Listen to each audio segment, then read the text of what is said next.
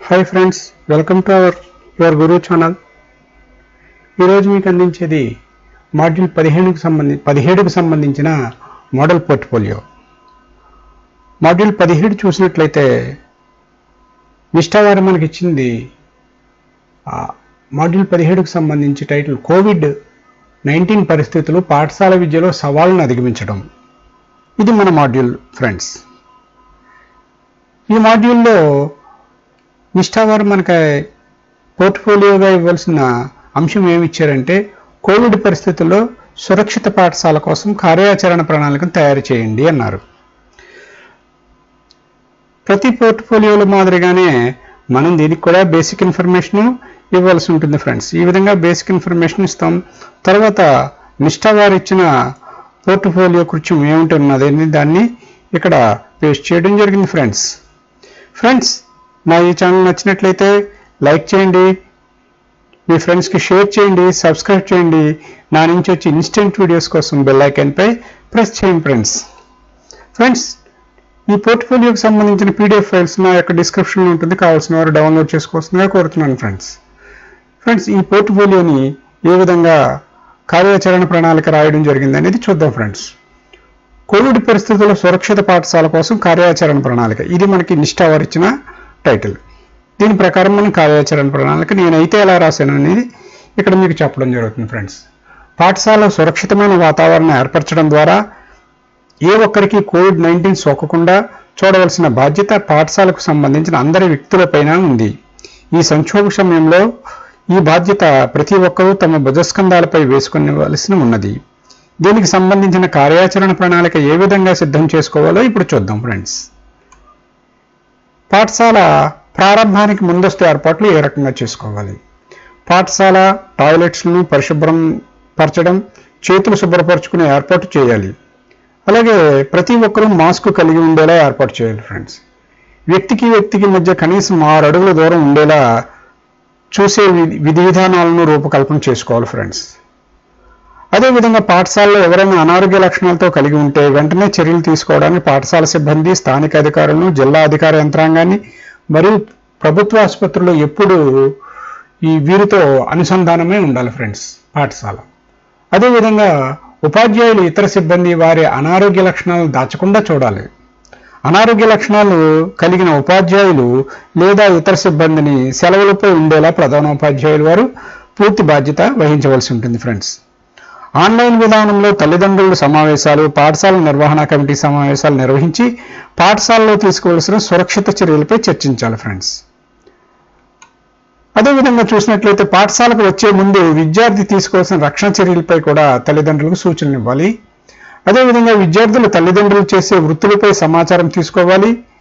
ప్రధానంగా ఎందుకంటే కొంతమంది తల్లిదండ్రులు వారి వృత్తిరీత్యా వివిధ రకాల ప్రదేశాలకు వెళ్తుంటారు, గ్రామాలకు వెళ్తుంటారు, కొంతమంది జిల్లాలు దాటి కూడా వెళ్తుంటారు. కాబట్టి వారి యొక్క ఆరోగ్య పరిస్థితులు, వారి యొక్క పనుల విధానాలని తెలుసుకునే అవసరం మనకి ఎంతైనా ఉంది.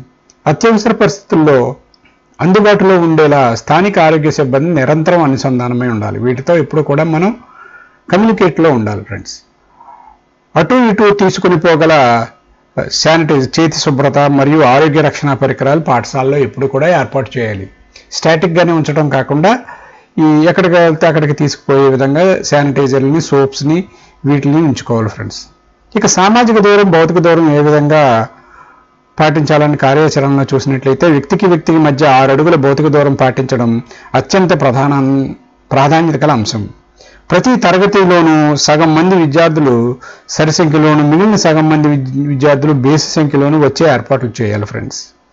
అంటే ఉదాహరణ చూడండి, 1, 3, 5, 6, 8, 10 తరగతుల విద్యార్థులు బేసి తారీఖున, మిగిలిన తరగతుల విద్యార్థులు సరి తారీఖులను వచ్చే విధంగా చేయొచ్చు ఫ్రెండ్స్. ఇది మీ పాఠశాల వాతావరణం, మీ గ్రామ వాతావరణాన్ని బట్టి మీరు మార్చుకోవచ్చు. మీ యొక్క పాఠశాల యొక్క స్ట్రెంగ్త్ని బట్టి కూడా ఇది మారుతూ ఉంటుంది ఫ్రెండ్స్. నేను ఒక ఉదాహరణ మాత్రమే చెప్పడం జరిగింది. తర్వాత పాఠశాలకు హాజరు కాని విద్యార్థులు ఉపాధ్యాయుల పర్యవేక్షణతో కూడిన హోంవర్క్లు ఏమైనా ఇవ్వాల్సి ఉన్నా, నోట్స్ రాయించవలసి ఉన్నా, వాళ్ళకి ఏమైనా చెప్పవలసినవి చేయాలి ఫ్రెండ్స్.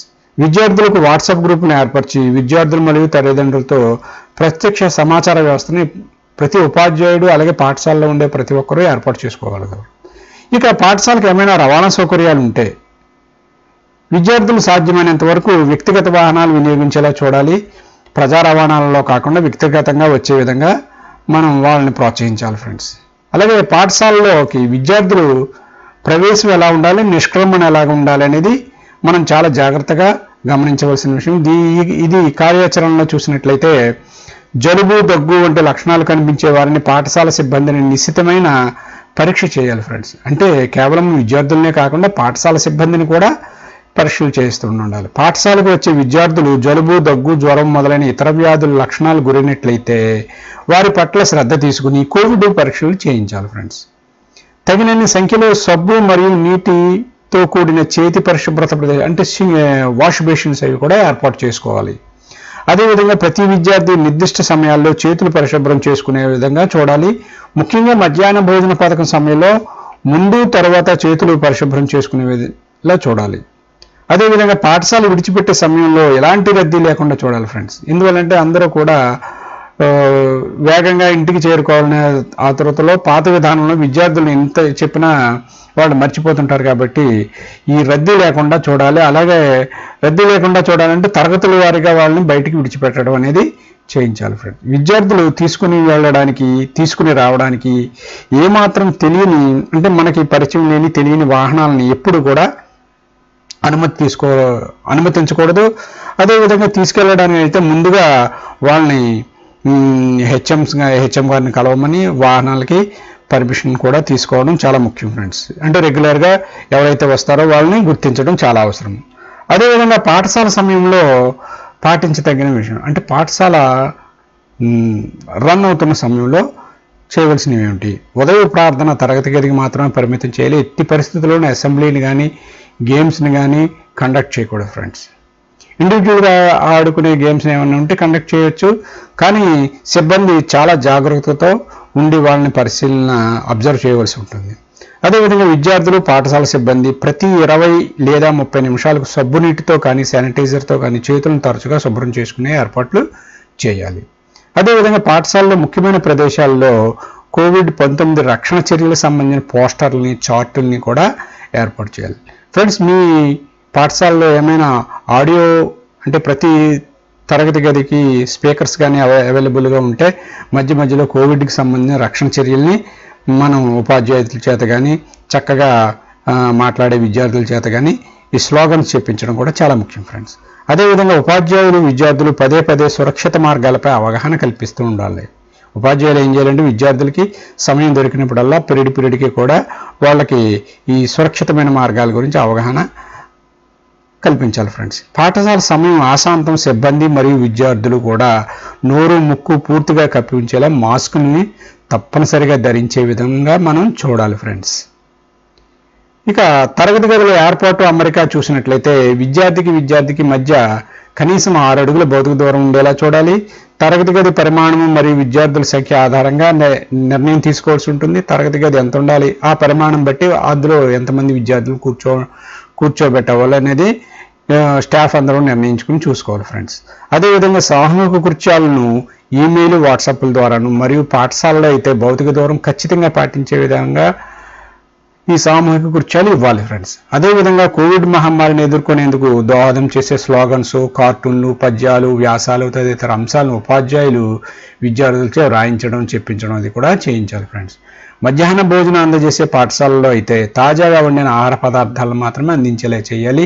అదేవిధంగా వంట పని వారు చేతులు శుభ్రం చేసుకుంటూ ముఖానికి మాస్క్ ధరించి చేతులు, తొడుగులను అలాగే హెడ్ గ్లౌజ్ని కూడా పెట్టుకుని వడ్డలను చేసే విధంగా మాత్రం మనం అనునిత్యం వాళ్ళని పరిశీలిస్తూ ఉండాలి. ఈ విధంగా చేయొచ్చని ఈ విపత్కర పరిణామంలో కోవిడ్ పరిస్థితుల్లో సురక్షితమైన పాఠశాల కోసమని నేను ఈ కార్యాచరణ ప్రణాళికను తయారు చేయడం జరిగింది ఫ్రెండ్స్.